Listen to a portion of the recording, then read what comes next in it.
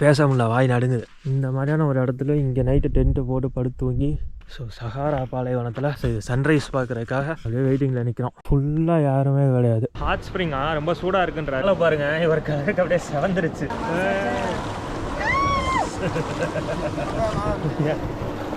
மரம்பெல்லாம் வீங்கி வெளியே வந்துடும் போல், அவ்வளோ சுடுது. நியூ கைரோ நம்ம பார்க்கவே இல்லை. பில்டிங்லாம் எப்படி இருக்குது பாருங்களேன். நம்ம இப்படி ஒரு பில்டிங்கே வந்து நம்ம ஈஜிப்டில் பார்க்கல. ஸோ நியூ கைரோங்கிறது இப்போ புதுசாக இவங்க வந்து டெவலப் பண்ணிகிட்டு இருக்க சிட்டி, டெவலப் பண்ணியிருக்க சிட்டி.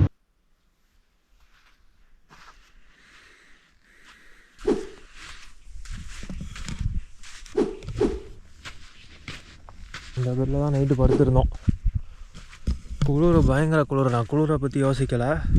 ஒரு 2:30 வரைக்கும் படுத்துருந்தேன். அதுக்கப்புறம் எந்திரிச்சு போய் காரில் படுத்துட்டேன். ஏன்னா இங்கே மற்ற டென்ட் எல்லாமே வந்து ஃபுல்லாகவே வந்து லாக் பண்ணி தான் இருந்துச்சு, ஜிப்பு போட்டு.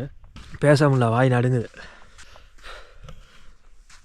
ஏன்னா ஒரு இடத்துல இங்கே நைட்டு டென்ட்டு போட்டு படுத்து தூங்கி இங்கே அப்படியே வானத்தை பார்த்து ஒரு 2:30 வரைக்கும் படுத்துருந்தேன். மணி வந்து இப்போது 6:30. ஸோ ஒரு 4:30 மணி நேரம் இங்கே தூங்கலை. கொஞ்சம் நேரம் படுத்துருந்தோம். அதுக்கப்புறம் சும்மா வேடிக்கை பார்த்துட்டு அப்படி இதில் ஒரு 4:30 மணி நேரம், காருக்குள்ளே ஒரு 4:30 மணி நேரம். நான் ஒரு 7-8 மணி நேரம். நேற்று நைட்டு ஒரு 10-10:30லேருந்து காலையில் 6-9 மணி நேரம் ஆகுதா, 6:30. ஸோ சஹாரா பாலைவனத்தில் சன்செட் பார்க்குறதுக்காக, சன்ரைஸ் பார்க்குறதுக்காக அப்படியே வெயிட்டிங்கில் நிற்கிறோம். யாருமே எந்திரிக்கல, 2 பேர் தான் எந்திரிச்சிருக்காங்க மொத்தமே. ஸோ அப்படியே அங்கே படுத்து தூங்கிட்டு ஃபுல்லாக யாருமே கிடையாது. ஸோ வந்த டூரிஸ்ட் எல்லாமே வந்து டென்ட்டில் தான் தூங்கினாங்க. அது நடுங்குது வாய். ஸோ அப்படியே இங்கே சன்ரைஸ் பார்ப்போம்.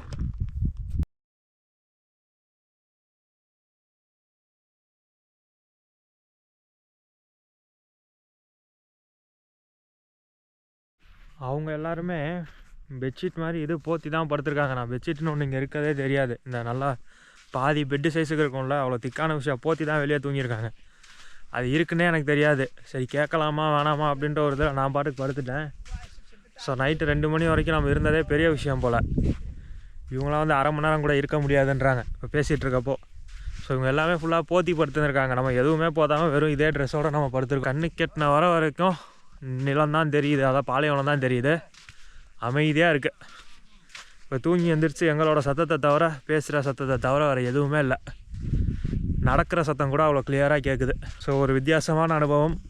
இந்த இடத்துல இருந்து ஒரு சன்ரைஸ். இன்றைக்கி நிறையா விஷயம் இருந்தாலும், கம்மியான விஷயம் இருந்தாலும் வீடியோ கம்மியாக தான் இருக்கும்னு நினைக்கிறேன். ஏன்னா எதுலேயுமே சார்ஜ் இல்லை. கோப்ரோ பேட்ரியெல்லாம் 10%, 20%, 30%, 3 பேட்டரியும் நிற்குது. மொபைலில் 30% சார்ஜ் இருக்குது. இதை வச்சு நம்ம காய்ரோ போகிற வரைக்கும் சமாளிக்கணும். அண்ட் ஃபோட்டோஸ் எடுக்கிறதுக்கு நமக்கு மொபைல் வேணும். அங்கே ஒருத்தர் என்ன சன்ரைஸ் பார்த்துட்ருக்காரு பாருங்கள். அவர் சைனாக்காரு. இங்கே உட்காந்து கேர்ள் ஃப்ரெண்டை பேசிகிட்டு இருப்பார். அவர் கொரியாக்காரு. காலங்காத்தால் எழுந்திரிச்சு சன்ரைஸை காமிச்சாச்சு லைவாக வீடியோ காலில். இவங்களுக்கு மட்டும் எங்கேருந்து டவர் கிடைக்கும் தெரில. டவர் கூட இவங்களுக்குலாம் கிடச்சிரும் போல். நமக்கு டவர் கூட கிடைக்க மாட்டேது, சதி பண்ணுது. ஆனால் அவரும் நான் யூஸ் பண்ணுற அதே ஆரஞ்சு தான் யூஸ் பண்ணுறாரு. அதாவது அவருக்கு இன்டர்நெட் வருது. எனக்கும் டவர் இருக்குது, இன்டர்நெட் வருது. எனக்கு இன்டர்நெட் வரல, ஏன்னு தெரில. அவர் வீடியோ கால் பண்ணுற அளவுக்கு இன்டர்நெட் வருது. அங்கே ஒருத்தர் ஃபோட்டோ எடுத்துகிட்ருக்காரு பாரு. 2 கொலம்பியன் கப்பில் ஒரு ஃப்ரெண்ட்ஸு 26-27 இயர் ஓல்டு ஃப்ரெண்ட்ஸ் வந்து கோஸ்டாரிக்காலேருந்து வந்திருக்காங்க. எல்லாம் சவுத் அமெரிக்கா. ஸோ அவங்க 6 பேரும் ஒரு குரூப்பு. நம்ம வந்து 4 பேர், India, China, south Korea, Ecuador. So நம்ம 4 பேர் ஒரு குரூப்பு. சரியான வியூ. மார்னிங். Black tea. இவங்க போடுற பிளாக் டீ வந்து ஒரு மாதிரி சர்க்கரை ஜாஸ்தியாக போட்டு இனிப்பாக கொடுத்துட்றாங்களா, அதனால் நல்லா இருக்குது குடிக்க. மில்க் டீ அளவுக்கு இல்லை, ஆனால் இவங்க போடுற எல்லா பிளாக் டீலையுமே சுகர் ரொம்ப ஜாஸ்தி போடுறாங்க. அது குடிக்கிறதுக்கு நல்லா இருக்குது. எல்லாம் பல்லு விளக்கி டீ குடிச்சிட்டு பிரேக்ஃபாஸ்ட்டுக்கு வந்து ஹோட்டல் போகிறோம்னு நினைக்கிறேன். அந்த இதுக்கு தங்கியிருக்க இடத்துக்கு பாருங்கள். நார்மலாக டென்ட்டுக்கு வந்து உள்ளே தூங்குறதுக்கே வந்து பார்த்திங்கன்னா பிளாங்கெட் கொடுத்துருக்காங்க. இது ஆனால் நம்ம அதுவே இல்லாமல் தான் வெளியே படுத்துருந்தோம். உள்ளே தூங்குறவங்களுக்கே வந்து டென்ட்டு தேவைப்பட்டிருக்கு. இது டென்ட்டுக்குள்ளே தூங்குறவங்களுக்கே வந்து பிளாங்கெட் தேவைப்பட்டிருக்கு. இப்போ பிளாங்கெட்டே இல்லாமல் நைட்டு 4 மணி நேரம் வெளியே படுத்துருக்கோம். அவர் கொரியன் பர்சன் வந்து கிரேசி மேன் அப்படின்றாரு. குளிர் பயங்கரமாக இருந்துச்சு. அதுவும் ஒரு 4-4:30 மணி போல் காற்று அதிகமாக இருந்துச்சு. அதனால் குளிர் பயங்கரமாக இருந்துச்சு. பிளாங்கெட்டோட எப்படி பிளாங்கெட் இல்லாமல் தூங்குனீங்கன்றாரு. சன்ரைஸில் டீ பற்றி எங்கே போகிறோங்கிறத அப்புறம் பார்ப்போம். பிரேக்ஃபாஸ்ட்லாம் முடிஞ்சு எல்லாமே எடுத்து பேக் பண்ணிகிட்ருக்காங்க அடுத்த லொக்கேஷன் போகிறதுக்கு.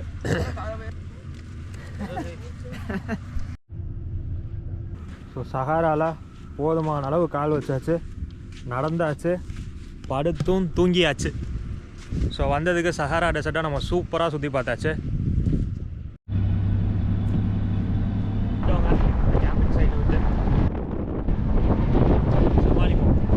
ஸோ இது சிக்கன் ராக்காங்க, பேர் வேறு என்னவா இருக்கும், பார்க்குறதுக்கு அந்த மாதிரி இருக்குது, அதனால் அப்படி இருக்கும். இந்த கோழி மாதிரி இருக்குல்ல, அதான் ரீசனாக இருக்கும்.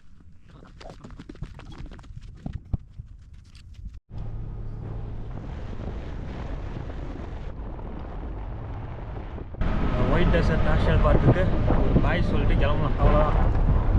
ஸோ இந்த நேஷ்னல் பார்க் முடிஞ்சது, ஒயிட் டெசர்ட் நேஷ்னல் பார்க். கடைசியாக ஒரு பாய் இந்த ஒயிட் டெசர்ட் நேஷ்னல் பார்க்குக்கு. சூப்பராக இருந்தது அனுபவம். ஸோ அடுத்து இன்னொரு பெட்டரான எக்ஸ்பீரியன்ஸ்லாம் பார்ப்போம். எல்லாரும் தூங்கிட்டாங்க.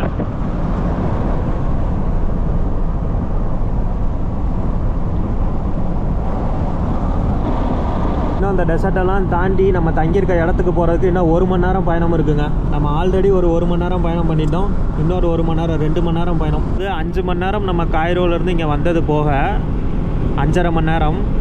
2 மணி நேரம். பிளாக் டெசர்ட்டுக்கு தூரம் வந்து 1 மணி நேரம், அங்கேருந்து ஒயிட் டெசர்ட்டுக்கு 1 மணி நேரம். ஸோ 2 மணி நேரம். திரும்ப ரிட்டர்ன் போகிறோன்னா ஒயிட் டெசர்ட்லேருந்து 2 மணி நேரம் அந்த வில்லேஜுக்கு, அங்கேருந்து காய்ரோவுக்கு 5.5 மணி நேரம். அவ்வளோ தூரம் நம்ம ட்ராவல் பண்ணுறோம். ஸோ லைக் பண்ணிட்டு பாருங்கள், சப்ஸ்கிரைப் பண்ணிவிட்டு பாருங்கள், கமெண்ட் செக்ஷனில் நீங்கள் என்ன நினைக்கிறீங்கிறத சொல்லுங்கள். ஹாட் ஸ்ப்ரிங்கா ரொம்ப சூடாக இருக்குன்றாரு, பார்ப்போம்.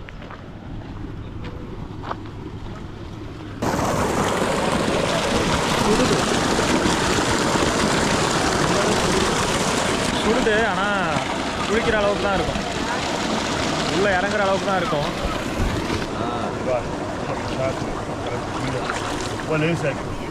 பயங்கரமாக கொதிக்குது இங்கே. ஃபுல் டயர்டுங்க. நல்லா பாருங்க, இவர் கலருக்கு அப்படியே செவந்துருச்சு. நம்ம கலருக்கு பரவாயில்ல, சூடாக தான் இருக்குது.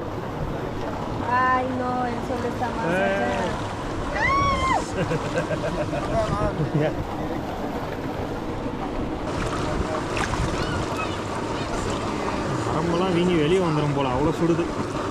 அப்பா, இங்கே இருக்க ரெசார்ட்டில் இருக்கவங்களுக்காக போகலாம். அப்படியே இங்கிட்டு போய் அங்கிட்டு சுற்றி வரும். இங்கே இருக்க சின்ன பசங்க அதெல்லாம் விற்றுட்ருக்காங்க. நேற்று வந்தது வந்து சாதாரணமான ஒரு ஹாட் ஸ்ப்ரிங்கு, இது வந்து சுத்தமாக கொதிக்குது. குளிக்கலாம் முடியாது, அதாவது இறங்க முடியாது, அந்த அளவுக்கு இருக்குது. காலே வந்து லைட்டாக அடிக்க அப்படி தொட்டுட்டு எடுத்துடலாம், அவ்வளோதான்.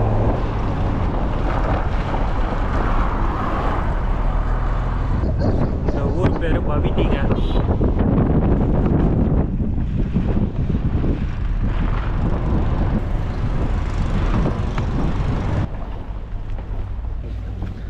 ஸோ வந்துட்டோங்க, இந்த கிளம்புன கிராமத்துக்கு திரும்ப வந்துட்டோம். शुक्रिया शुक्रिया. வந்தோடனே எல்லோரும் சார்ஜரை தான் தேடுறாங்க, எல்லாருக்கும் வேணும். நானும் போய் எல்லாத்தையும் சார்ஜ் போட்டுட்டு சாப்பிட்டுட்டு நம்ம இங்கேருந்து கிளம்புவோம். ஸோ ஈஜிப்டில் நம்மளோட கடைசி எக்ஸ்பீரியன்ஸ் முடிஞ்சது. இன்றைக்கி டயர்டாக இருக்கனால இன்றைக்கி ஃப்ளைட் ஏற வேணாம், நாளைக்கு ஃப்ளைட் பார்க்கலான்னு பார்த்துட்ருக்கேன். பார்ப்போம், இன்றைக்கா நாளைக்கான்னு தெரியல. இன்றைக்கி ரெஸ்ட் எடுக்கலான்ற மைண்ட் செட்டில் இருக்கேன். இன்றைக்கி வந்து சனிக்கிழமை, நாளைக்கு ஞாயிற்றுக்கிழமை ஃப்ளைட் ஏறும். பகலில் இருக்கான்னு பார்த்துட்டு பகலில் முடிஞ்சால் ஏறும். ஒரு நாட்டுக்காவது பகலில் போகலான்னு பார்க்குறேன். ஃப்ளைட்டு வந்து பகலில் அமையவே மாட்டுது, அதாவது கம்மியான காஸ்ட்டில். நம்ம இதுக்கு செலவு பண்ணியிருக்கிறது கிட்டத்தட்ட 8100 + 400 8500 ரூபா. அது கூட சாப்பாடுக்கு ஒரு 8800 8900 9000 ரூபாங்க. ஸோ மொத்தமாக நம்ம சாப்பாடுலேருந்து டிப்ஸ்லேருந்து இந்த பேக்கேஜுக்கு மொத்தமாக நம்ம காய்ரோ டு கைரோ மொத்தமாக 9000 ரூபாய் செலவு பண்ணியிருக்கோம். ஸோ 9000 ரூபாய்க்கு நல்ல எக்ஸ்பீரியன்ஸ். ஸோ இது வரைக்கும் செலவு பண்ணதில் பெஸ்ட்டான $90 இந்த போன நம்ம 3 நாடுகளில் அப்படின்னு பார்த்தோம்னா இந்த இது. ஸோ எல்லா பைசாவுமே வந்து ஒர்த்து. இது வந்து சுற்றி பார்க்குறதுக்கு ரொம்பவே நல்லா இருந்தது. ஸோ வந்தீங்கன்னா நீங்கள் மறக்காமல் இதை ட்ரை பண்ணுங்கள். ஸோ கண்டிப்பாகவே வந்து இதை பார்க்கலாம். டயர்டாக இருக்குது, சாப்பிட்டுட்டு பார்ப்போம். They allow you don't want to visit North Korea. We need the peaceful, but the problem is Kim Jong-un. Dictator. Yeah, he's dictator. He killed so many North Korean people. They don't have the guilty, like he doesn't have the guilty. சாப்பிட்டுட்டு இருக்கும்போது நிறையா விஷயம் மாறி மாறி பேசிகிட்டு இருந்தோங்க. அப்போ இந்த south Korean person வந்து நார்த் கொரியா பற்றி சில விஷயங்கள் சொன்னார். கேட்கவே ரொம்ப அதிர்ச்சியாக இருந்தது. சவுத் கொரியாவில் வந்து மொத்தம் 1.5 வருஷம் வந்து மேண்டட்டரியாக மிலிட்ரியில் வந்து இருக்கணுங்க. அவங்க பாப்புலேஷன் கம்மின்றனால எல்லாருமே 1.5 வருஷம் மிலிட்ரியில் இருக்கணும். ஆனால் இவர் வந்து அதில் இன்ட்ரெஸ்ட் அதிகமாக இருந்தனால சுமார் 4 to 5 வருடம் வந்து மிலிட்ரியில் இருந்தாராம். ஸோ அந்த மிலிட்ரி அனுபவங்களை பற்றிலாம் சொல்லிகிட்டு இருந்தார்.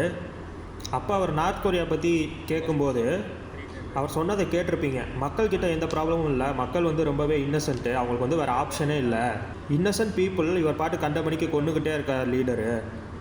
மக்கள் என்ன பண்ணுவாங்க, அவங்களுக்கு வந்து வேலை பார்க்குறாங்க இறந்து போகிறாங்க, வேலை பார்க்குறாங்க இறந்து போகிறாங்க, இதே தான் அவங்க வாழ்க்கையாக இருக்குது. அவங்க ரொம்ப பாவம், கொல்றதை பற்றி வந்து ஒரு கில்ட்டே இல்லை லீடருக்கு, அதாவது நார்த் கொரியா லீடருக்கு அப்படின்ற மாதிரி சொன்னார். அதை சொல்லிவிட்டு இன்னொரு திடுக்கிடும் விஷயமா என்ன சொன்னார் அப்படின்னா, சவுத் கொரியாவில் வந்து பார்த்திங்கன்னா 1.5 வருஷம் வந்து மேண்டட்டரி மிலிட்ரியாம். ஆனால் நார்த் கொரியாவில் வந்து 10 வருஷம் வந்து மேண்டட்டரி மிலிட்ரியாம் எல்லா சிட்டிசன்ஸ்க்கும். நீங்கள் யோசிச்சு பாருங்கள், இப்போ ஒரு 20 வயசுலேருந்து 30 வயசு வரைக்கும் 10 வருஷம் மிலிட்ரியில் இருக்கணும், இல்லை 22லேருந்து 32 வரைக்கும் இருக்கணும், இல்லை 25லேருந்து 35 வயசு வரைக்கும் இருக்கணும் அப்படின்னா ஒரு மனுஷன் தான் வாழ்க்கையில் உழைக்கக்கூடிய அந்த ப்ரைம் டைமோட 10 வருஷம் வந்து மிலிட்ரியில் போயிடுது. இப்போ அவங்களுக்கு வந்து வேறு என்ன வேலை தெரியும், வேறு என்ன வேலை பண்ண முடியும் அப்படின்ற ஒரு கேள்வி வருதில்ல, அதை பற்றி சொன்னார். அப்போ நான் கேட்டேன், அங்கே வந்து வேறு என்னென்ன வேலைகள் இருக்குது? ஏன்னா அமெரிக்காவிலேருந்து பல்வேறு நாடுகள் வந்து சாங்ஷன்ஸ் போட்டிருக்கு, அந்த நாடு வந்து யாரு கூடயும் வர்த்தகம் வந்து பண்ண முடியாது அப்படின்றப்போ, இப்போ நம்ம நாட்டில் ஐடி கம்பெனிஸ், சர்வீஸ் செக்டர் இதெல்லாம் இருக்குது. நம்ம பக்கத்தில் இருக்க சைனீஸ் பர்சன், அவங்க வந்து factory workers, manufacturing, IT, software, அது இதுன்னு எல்லா கம்பெனிஸும் இருக்குது. ஒரு நாட்டில் அதெல்லாம் இருக்கும், அதில் தானே நம்ம வேலை பார்ப்போம். இல்லை கன்ஸ்ட்ரக்ஷனாக இருக்கட்டும், எனிதிங் ஒரு சாதாரண வேலை எதுவாக வேணால் இருக்கலாம்ல. ஸோ இது மாதிரி நார்த் கொரியாவில் என்ன வேலை இருக்கும் அவங்களுக்கு அப்படின்னு நான் கேட்டேன். அதுக்கு இவர் வந்து எக்ஸாக்டாக வேலை என்ன இருக்கும்னு தெரியல. ஆனால் இந்த மாதிரி வந்து ரொம்ப ஸ்ட்ரக்சர்டான வேலைலாம் எதுவுமே கிடையாது. கவர்மெண்ட் வருவாங்க, மொத்தமாக ஒரு 1000 பேர் 2000 பேர்னு கூப்பிட்டு போவாங்க, ஏதாவது வேலை பார்க்க வைப்பாங்க.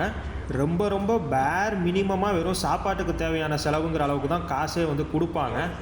அவ்வளோதான் வந்து அவங்களுக்கு வேலையே இருக்கும் அப்படின்னாரு. அண்ட் பிளாக் மார்க்கெட் வந்து ரொம்ப ஹெவியாக ஃபங்க்ஷன் ஆகுதான்.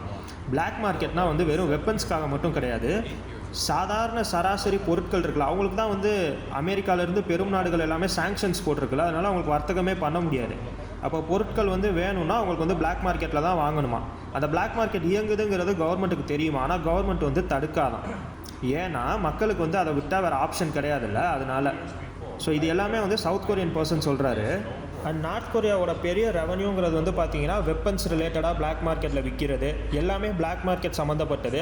அதுக்கப்புறம் வந்து பார்த்தீங்கன்னா அவங்களோட ஒர்க்கர்ஸை வந்து இன்னொரு நாட்டுக்கு வந்து மிலிட்ரிக்கு கொடுக்குறது. இப்போ சமீபத்தில் ரஷ்யா உக்ரைன் போரில் கூட சுமார் 10,000 வீரர்களை வந்து நார்த் கொரியன்ஸ் வந்து ரஷ்யாவுக்கு கொடுத்துருந்தாங்க. அது வந்து அந்த நார்த் கொரியன் வீரர்களுக்கு உடன்பாடு இருக்குது இல்லைங்கிறதெல்லாம் கிடையாது, கவர்மெண்ட் சொன்னால் போய் தான் ஆகணுமா. ஸோ இந்த மாதிரி ஒரு விஷயம். அதுக்கப்புறம் வந்து தன்னோட சிட்டிசன்ஸை வந்து வெளிநாடுகளுக்கு வந்து வேலைக்கு வந்து அனுப்புகிறாங்களாம். அதாவது ஒரு கன்ஸ்ட்ரக்ஷன் ஒர்க்காக இருக்கட்டும், இந்த மாதிரி நிறையா காசு கிடைக்கிறதுக்கு அனுப்புகிறாங்களாம். அவங்க வந்து கண்காணிப்பு கீழேயே இருப்பாங்களாம். அவங்களோட பெரும் அளவுக்கான வருமானம் அப்படிங்கிறது வந்து கவர்மெண்ட்டுக்கு கொடுக்குற மாதிரி இருக்குமா. அதை வந்து டேக்ஸுன்னு சொல்லிக்கலாம், இல்லை என்ன வேணால் சொல்லிக்கலாம். வெறும் பேசிக்காக பேர் மினிமமாக சாப்பாட்டுக்கு தேவையான காசை மட்டும் வச்சுட்டு மீதி காசை வந்து அவங்க கவர்மெண்ட்டுக்கு பே பண்ணுற மாதிரி இருக்குமா, கவர்மெண்ட்டே எடுத்துக்குமா. தப்பிச்சு போக நினச்சா அவங்கள மட்டும் ஏதாச்சும் பண்ணால் பரவாயில்ல, மொத்தம் 3 ஜென்ரேஷனை வந்து இந்த ப்ரிசன் கேம்ப் அந்த மாதிரி அது ஒன்று சொன்னார்.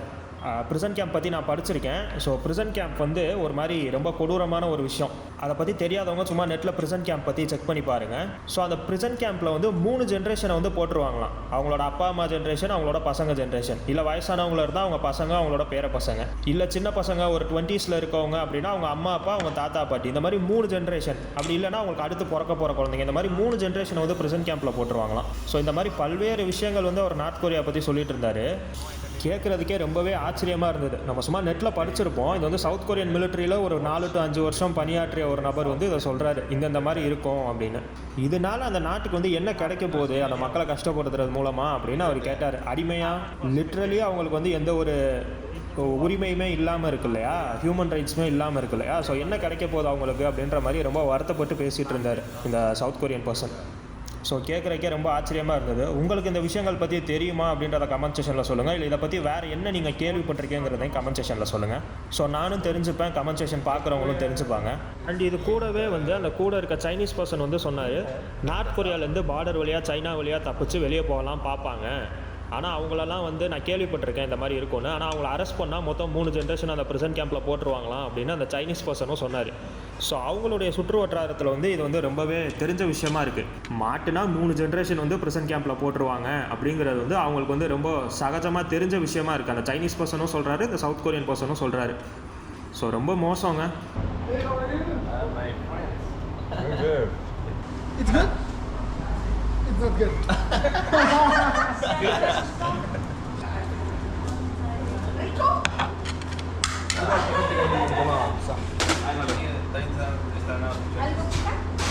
ஸோ முடிஞ்சுங்க பிரேக்ஃபாஸ்ட்டு. அடுத்து கிளம்ப வேண்டியதான் காய்ரோக்கு. ஸோ பிடிச்சிருந்தா லைக், கமெண்ட் அண்ட் சப்ஸ்கிரைப் பண்ணிவிட்டு பாருங்கள். 1 மணி நேரம் போகணும், அதாவது காய்ரோ போகணுன்னா 87 கிலோமீட்ரு, 1.25 மணி நேரம், 1.5 மணி நேரம் காட்டுது. ஸோ இதுக்கப்புறம் நம்ம போக வேண்டியது. இங்கே ஃபுல்லாக பெரிய பெரிய அப்பார்ட்மெண்ட்டாக தெரியுதுல்ல, அதெல்லாம் வந்து கேட்டட் கம்யூனிட்டிங்க. நம்ம ஊர்களில் இருக்கும்ல அதே மாதிரி. ஆனால் பாருங்களேன், கலர் வந்து இதே கலர் தான், இவங்களுக்கு வந்து வேறு கலர் கிடையாது. அது ஏன்னு ரீசன் தெரிஞ்சால் சொல்லுங்கள். நானும் வேறு வீடியோஸில் கேட்டிருப்பேன், அது காரணம் தெரிஞ்சால் சொல்லுங்கள் கமெண்ட் செக்ஷனில். ஃபுல்லாக கேட்டட் கம்யூனிட்டி இந்த ஏரியா.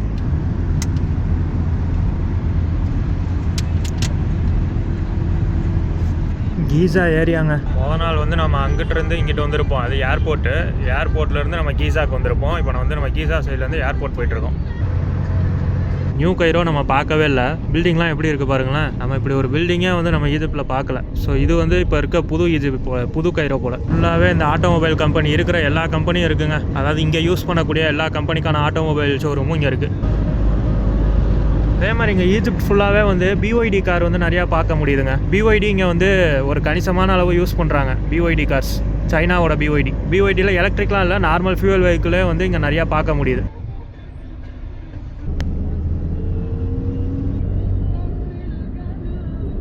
காய்ரோவில் இந்த மாதிரியான ஒரு அப்பார்ட்மெண்ட் கல்ச்சர் நீங்கள் எதிர்பார்த்துருக்கீங்களா? நான் எதிர்பார்க்கலங்க. நம்மளை இறக்கி விட்டுட்டு தான் அவர் இறக்கி விடுவாருன்னு பார்த்தேன். ஆனால் டக்குன்னு இந்த பக்கம் இவரை இறக்கி விட வந்துட்டாரா, அதனால இந்த நியூ காய்ரோன்ற ஒரு விஷயத்தை வந்து நம்மளால் பார்க்க முடிஞ்சுது. ஒரு பக்கம் அப்பார்ட்மெண்ட், இன்னொரு பக்கம் நார்மலான வீடுகள். 30 கிலோமீட்டர் தள்ளி இருக்குங்க நம்ம ஹாஸ்டல்ல இருந்து நியூ காய்ரோ. See you.